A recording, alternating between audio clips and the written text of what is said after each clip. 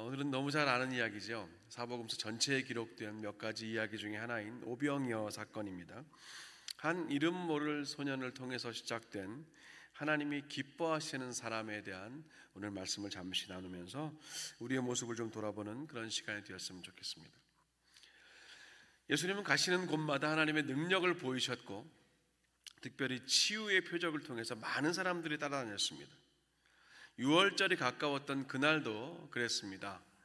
산에 오르셔서 제자들과 함께 앉으셨을 때 큰 무리가 예수님께 나오는 것을 보셨어요. 이제 이어지는 사건에서 우리는 오늘 3명의 인물을 좀 보려고 하는데요. 제자 중 하나였던 빌립과 그리고 또 다른 제자인 안드레 그리고 오병이어를 가지고 있던 소년입니다. 먼저 예수님은 빌립에게 물으셨어요. 우리가 어디서 떡을 사서 이 많은 사람들을 먹이겠느냐? 몰라서 혹은 정말 궁금해서 물으신 것은 아니었습니다.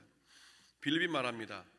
예수님 200데나리온어치 떡을 산다 할지라도 그래서 그렇게 사도 조금씩밖에 못 먹을 것 같습니다. 이 인원은 못 먹겠습니다. 성인 남성의 200일치 임금과 비슷한 분량의 그 200데나리온 꽤 많은 금액이었지만 빌립의 말은 딱 거기로 끝났습니다. 사실 빌립은 더 나가야 됐습니다. 적어도 주님 200데나리온이 있어도 이게 먹기에는 좀 부족해 보이지만 그래도 주님께서는 얼마든지 이들을 먹이실 수 있습니다. 사실 저는 잘 모르지만 얼마든지 주님은 할 수 있습니다 하면서 주님을 더 의지했어야 했죠. 우리도 보통은 이 정도 자리까지만 나갈 때가 많은 것 같아요. 왜냐하면 이게 빌립의 말이 충분히 상식적이고 합리적이고 그리고 이성적이면서 납득이 갈 만한 그런 지점이었기 때문에 그렇습니다. 계산기를 잘 두드려 보고 앞뒤로 계산해 보면서 내렸던 그런 결론이거든요. 200데나리온 되는 큰 돈이 있어도 이 많은 사람들에게는 조금씩밖에 못 줄 것 같습니다. 거의 불가능합니다. 소위 계산이 안 나옵니다가 지금 빌립의 대답이었습니다. 우리가 보통 이런 지점에서 이제 주님께 기대하는 답변이 있어요. 이게 뭐냐면 주님이 이렇게 말씀하면 좋겠거든요. 그렇구나 빌립아. 그럼 내가 얼마를 더 모아줄까? 얼마가 더 있으면 될까? 근데 대개 주님은 우리에게 그렇게 말씀하지 않으십니다. 오히려 이렇게 물으실 때가 더 많다는 거예요. 그렇구나. 그럼 너의 그 상식과 합리적인 그 계산법 안에 내가 들어갈 자리는 어디 있느냐? 너의 그 마땅히 그냥 누구나 생각할 수 있는 그 계산과 그 납득되는 그 자리에 내가 역사할 자리는 어디라고 생각하느냐? 주님은 우리의 삶에 그렇게 물어오실 때가 많다는 겁니다. 이런 주님의 물음과 대답을 우리가 잠깐이라도 상상해 볼 때 오늘 주시는 메시지에 조금 더 근접할 수 있다고 생각해요. 사실 빌립은요 어디가 특별히 부족하고 어떤 문제가 있는 그런 제자는 절대 아니었습니다. 굉장히 좋은 신앙인의 면모를 가지고 있던 제자였어요. 빌립은 이 안드레와 베드로 그들과 같은 동네인 베세다라는 지역에 살던 베사다 지역 사람이었습니다. 근데 이 빌립은 특별히 성경에서 좀 포인트아웃 되었던 부분이 나다나엘이라는 같은 동향의 사람, 거의 지인자 친구와도 같은 그 나다나엘을 찾아가서 예수님을 소개하는 장면이 요한복음 1장에 나오는데 그 장면을 보면 빌립은 정확히 예수님을 알고 있었어요. 모세가 율법에 기록하였고 선지자들이 기록한 그분이 요셉의 아들 나사렛 예수라고 분명히 나다나엘에게 소개하면서 직접 와서 와 보라 예수님을 만나보면 너도 알게 될 거라고 복음을 전했던 사람입니다. 그런데 오늘 같은 이런 난감하고 불가능해 보이는 이런 특별한 상황 앞에서는 빌립이 계산기를 두드리면서 고개를 갸우뚱하고 젖고 있었다라는 것이지요. 저는 이 빌립의 모습이 정확히 우리의 모습과도 참 비슷한 부분이 많다라는 생각을 해보았습니다. 우리도 그럴 때가 있지 않습니까? 예수님이 누군지 알아요. 그분의 능력도 우리가 익히 압니다. 복음의 역사와 능력과 힘도 잘 알고 있는데 막상 우리가 사는 일상의 현장 안에서는 계산기를 두드리고 있을 때가 더 많다는 사실입니다. 내가 아무리 계산해봐도 이렇게 하다가는 사업이 망할 것 같다. 아니면 반대로 좋아, 이렇게만 가면 대박 나겠어. 아니면 이 정도 수입에 이 정도 지출이면 이거 아무리 계산해봐도 이게 수지타산이 안 맞고 답이 안 나오는데. 물론 재정적인 부분만 그런 건 아니에요. 이렇게 네가 말을 안 듣고 공부도 안 하고 사고만 치니 넌 커서 뭐가 될래? 이게 부모들이 자주 하는 이런 말들도요, 사실은 손에 계산기를 들고 하는 거예요. 부모 말도 안 듣고 공부도 안 하고 사고만 치니 엔터키를 누르면 가망성이 없어 보인다. 결국 그게 믿음의 언어가 아니라 손에 계산기를 들고 있던 빌립과 같은 스탠스에 있다는 것이죠. 교회도 마찬가지입니다.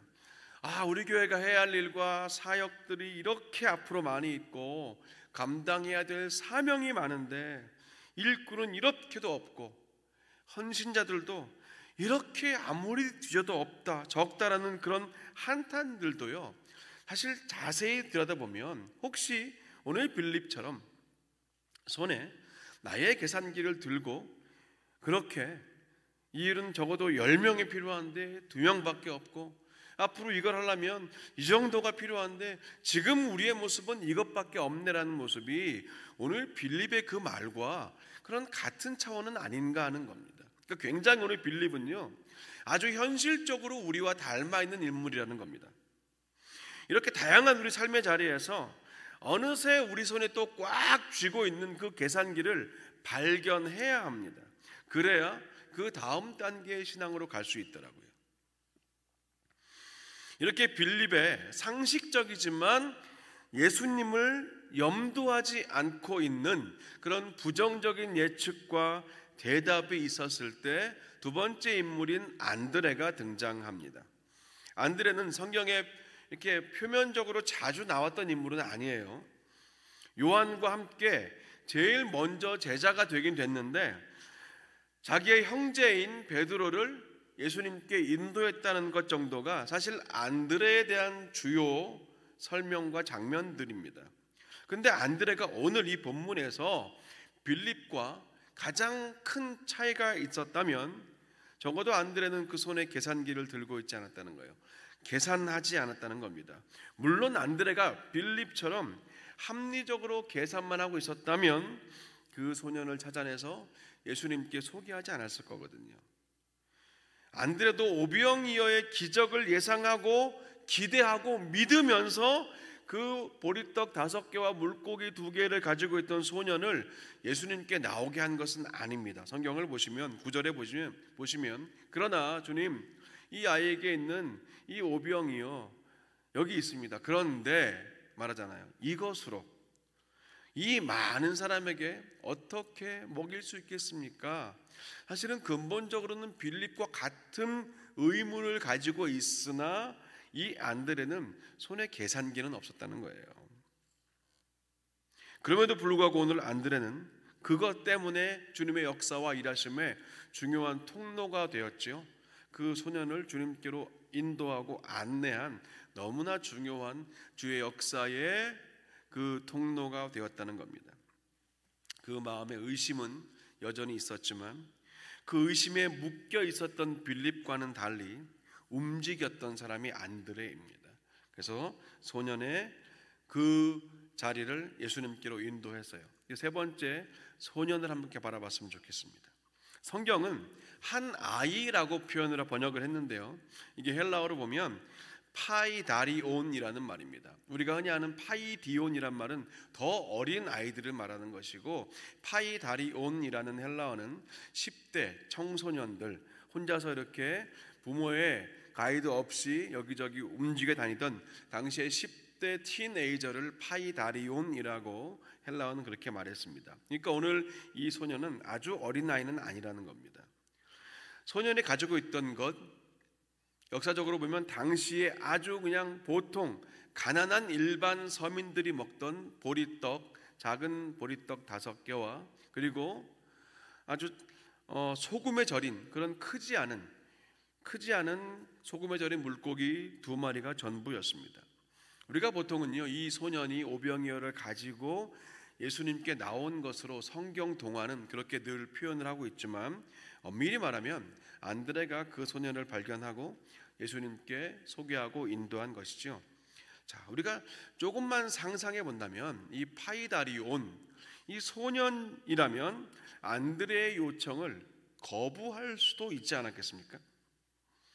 그냥 나 딱 혼자 먹을 양, 한참 많이 먹을 10대 소년이에요. 나 혼자 먹기도 그리 넉넉지도 않은 그 양만 가져왔기 때문에 예수님께 뭐 내어드린다, 이것을 누군가와 나눈다는 사실이 그 소년에게 불편했을 수도 있습니다. 얼마든지 움켜쥐고 안드레의 요청을 거부할 수도 있었을 것 같아요. 근데 소년은 손에 계산기를 든 채로 예수님을 의지하지 못했던 제자 빌립과는 다르게 자신의 손에 있던 이 오병이어가 어떻게 될지, 어떤 결과를 가져올지 꿈에도 생각하지 못했지만 예수님 앞에 드렸습니다. 거기까지가 그 소년의 일이었고 이제 그 다음은 예수님의 일이었습니다. 물론 우리는 오늘 이 오병이어를 가지고 어떻게 해서 남자 장정만 5,000명, 즉 아이들과 여인까지 하면 2만 명이 넘는 사람들이 그렇게 먹고도 12광주리가 남았는지 그 현상에 오늘은 집중하려고 하는 것은 아닙니다.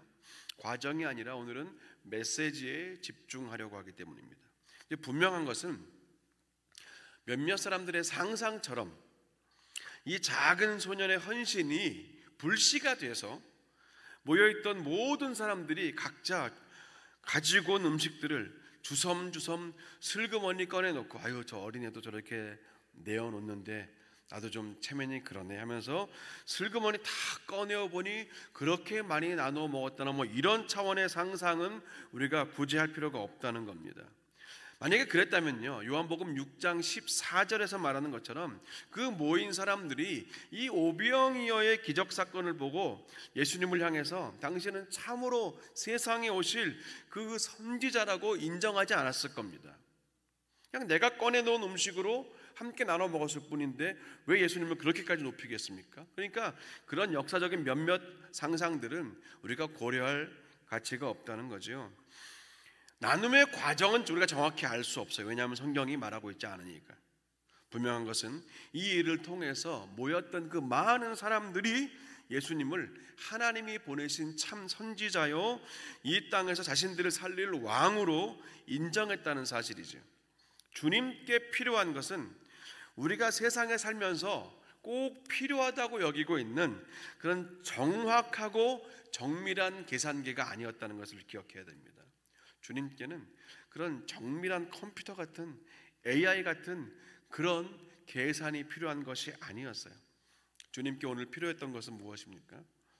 너무나 흔하지만, 너무나 평범하지만 그것이 주님 손에 맡겨진 바 되었을 때 놀라운 역사를 이루게 될 바로 저와 여러분의 그 일상의 작은 평범한 오병이어, 그것이 주님 손에 우리가 맡겨드려야 될 주님이 필요하신 것이라는 겁니다.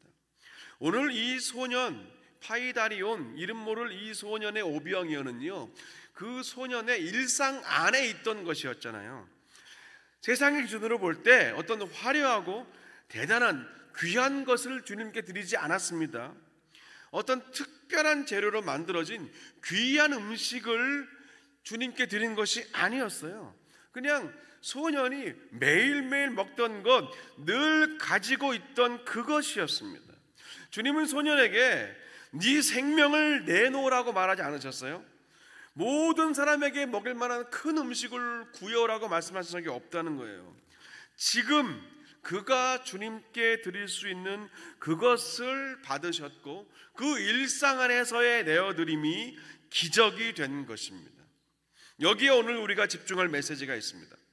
너무나 흔한 이 오병이어의 이야기를 우리가 오늘은 이 시각으로 봤으면 좋겠어요. 주님은요, 일상으로, 우리의 일상으로 기적을 만드시는 분이라는 겁니다. 이거 굉장히 중요한 부분이에요. 빌립의 손에 들려있던 그 계산기가 아니라 소년의 손에 들려있던 오병이어가 기적이 되었어요. 하나님 나라가 되었습니다. 우리가 하나님 나라를 생각할 수밖에 없어요. 오늘 이 말씀 가운데 성경에서 확인하는 하나님 나라가 무엇입니까? 모든 이들이 함께 먹고 함께 누리고 함께 나누는 나라입니다. 예수님이 오늘 하나님 나라의 모형을 그 언덕에서 보여주신 거거든요. 대신 주님 앞에 나와 그분의 말씀을 들으려고 함께 모인 자들, 비록 음식은 준비하지 못했을지라도 그 말씀 영의 양식을 사모함으로 나온 이들,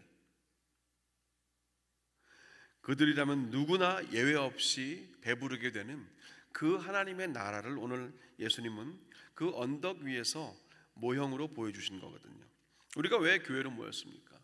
그 하나님의 나라를 우리가 만들고 이루고 하나님의 나라를 전하려고 우리가 교회로 모이는 겁니다. 이 땅의 교회는 정확히 그 존재의 의미가 있어요.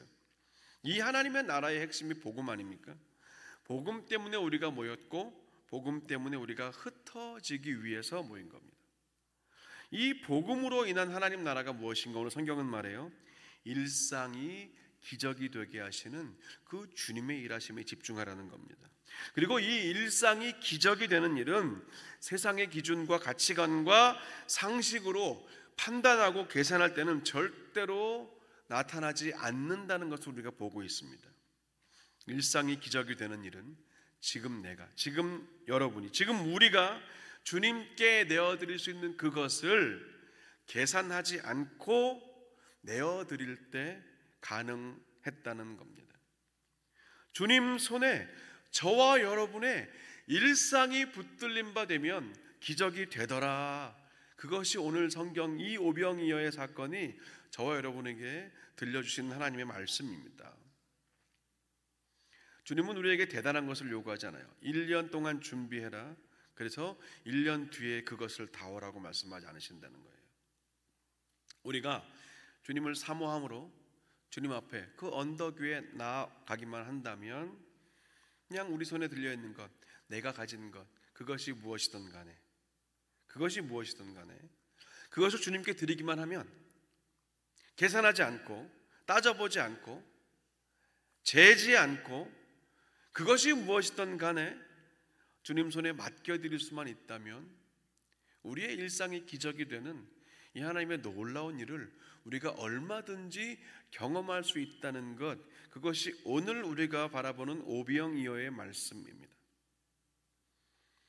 우리가 몇 차례 듣기도 하고 부르기도 했던 그 큰 꿈은 없습니다라는 찬양 아마 아시는 분 계실 겁니다. 오늘도 세상은요 높은 곳으로 올라가라고 말해요. 많이 가져라, 최대한 다니고 누리라고 말합니다. 즐기라고 말합니다. 누구보다 앞서 달려서 정상에 서는 것을 최고의 가치라고 말합니다. 더 정밀한 계산기를 손에 들고 살라고 말해요. 누구보다도 빠르게, 누구보다 정확하게 그렇게 계산하며 살라고 말합니다. 그것이 승리라고 말합니다. 근데 제가 정확히 13년 전에 캄보디아에서 만났던 그 선교사님은 그 길과는 전혀 다른 길로 살고 계셨어요. 나중에 기회가 되면 자세하게 말씀드릴 기회가 있겠지만 오늘은 이 설교와만 연결시켜서 말씀드린다면 그분이 가지고 계신 일상, 자신의 오병이어를 주님께 날마다 내어드리며 살고 계셨어요. 그리고 하나님은 그분의 그 오병이어 일상을 받으셨고 지금도 캄보디아 땅에서 그 영혼들을 먹이시면서 하나님 나라를 확장하고 계셔요. 그 선교사님의 오병이어를 통해서 놀라운 일을, 그 기적을 이루고 계십니다. 하나님이 원하시는 것, 지금 오늘 이 밤에 저와 여러분의 손에 들려있는 최신 계산기가 아니라 우리의 일상, 그것이 시간일 수도 있죠. 우리의 작지만 파이다리온 10대 소년 같은 아직 완성되지 않고 원숙하지 않고 그것으로 아직 돈을 벌 수도 없는 어떤 그런 은사일 수도 있습니다. 우리의 일상이 무엇입니까? 기도가 아닐까요? 지금 내가 주님께 드릴 수 있는 나의 일상, 기도가 맞을 거예요. 또 하나님 말씀이죠. 우리가 읽고 쓰고 묵상하면서 우리 안에 점점 새겨져가는 하나님 말씀이 또 우리의 일상일 거예요. 감사한 것은 여기저기서 하나님 나라와 교회를 위해서 자신의 오병이어를 꺼내어드린 성도들의 모습이 점점 더 요즘 나타나기 시작한다는 사실이죠. 저는 이것이 부흥이라고 믿습니다. 부흥은요, 오늘 말씀으로 우리가 풀어본다면 성도들이 각자의 일상 안에서 대단하고 특별한 것이 아니라 오병이어와 같은 내가 늘 먹던, 내가 늘 다니던, 내가 늘 하던 그것을 주님께 온전히 계산하지 않고 고려하거나 재어보거나 다른 이들과 비교하지 않고 그냥 주님께 내어드릴 때 주님이 그 일상으로 어떤 종류의 어떤 규모의 기적이든지 주님의 뜻 가운데 이루신다는 거예요. 그런 성도들이 점점 더 한 명씩 많아지는 것이 저는 부흥이라고 믿습니다.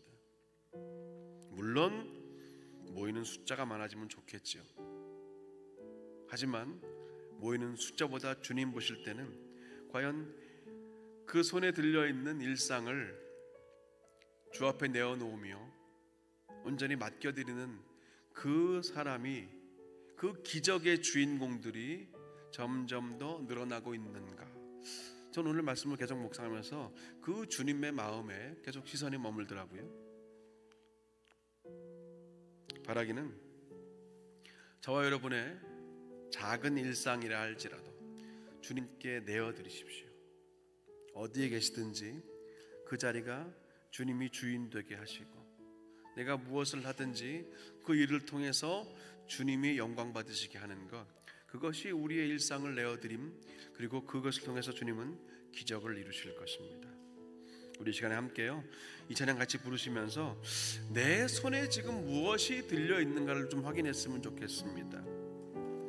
세상의 가치와 세상의 계산이 들려있으십니까? 아니면 그냥 잠잠하지만 뭐 대단할 거 없어요. 하지만 늘 난 이렇게 살아왔는데, 근데 주님이 나의 그 일상을 원하시면 주님 받으십시오. 정말 별것 없습니다. 주님 보잘것 없어요. 소금에 절인 물고기와 퍽퍽하기만 한 보리떡밖에 없는데 주님 이거 원하세요? 예, 그럼 주님 쓰십시오. 그 다음 일은 저는 모르지만 주님이 이루시면 좋겠습니다. 전 이렇게 좀 멋진 고백을 할 수 있는 성도들이 더 많았으면 좋겠어요. 우리의 손에 쥔 세상의 가치를 내려놓고 우리의 삶과 일상을 주님께 드릴 때 그런 우리를 사용하시는 주님을 바라보면서 함께 찬양과 또 기도의 자리로 나아갔으면 좋겠습니다. 큰 꿈은 없습니다. 큰 꿈은 없습니다. 눈물로 뿌린 씨앗들 세상을 뒤덮지 않아도 여전히 충분합니다. 큰 꿈은 없습니다. 맡겨주신 영혼들 그들을 사랑하고 섬기면 그것만으로 난 충분합니다. 그래도 한 꿈은 있습니다.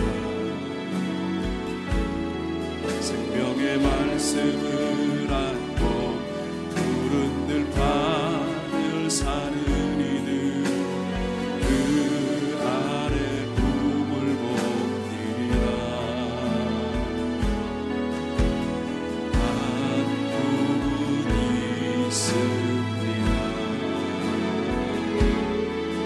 하늘 보좌 버리고 낮아져 이 땅에 오신 주님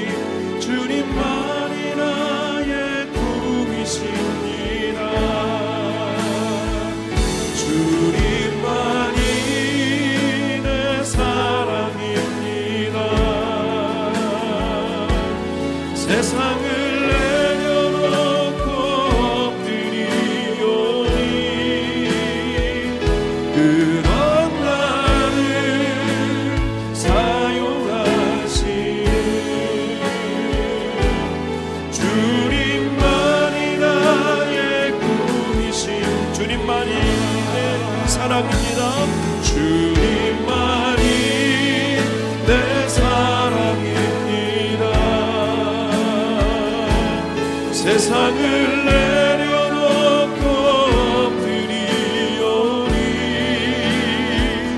그런 나를 사용하시는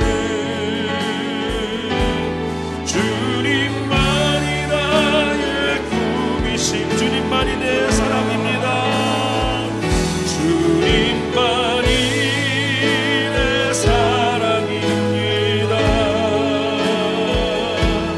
세상을 내려놓고 엎드리오니 그런 나를 사용하시는 주님만이 나의 꿈이신 주님만이 내 사랑입니다. 주님만이 내 사랑입니다. 세상을 내려놓고 엎드리오 그런 나를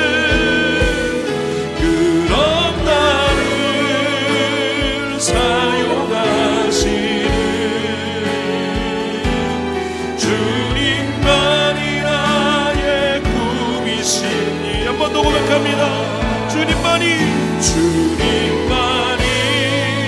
내 사랑입니다. 세상을 내려놓고 엎드리오니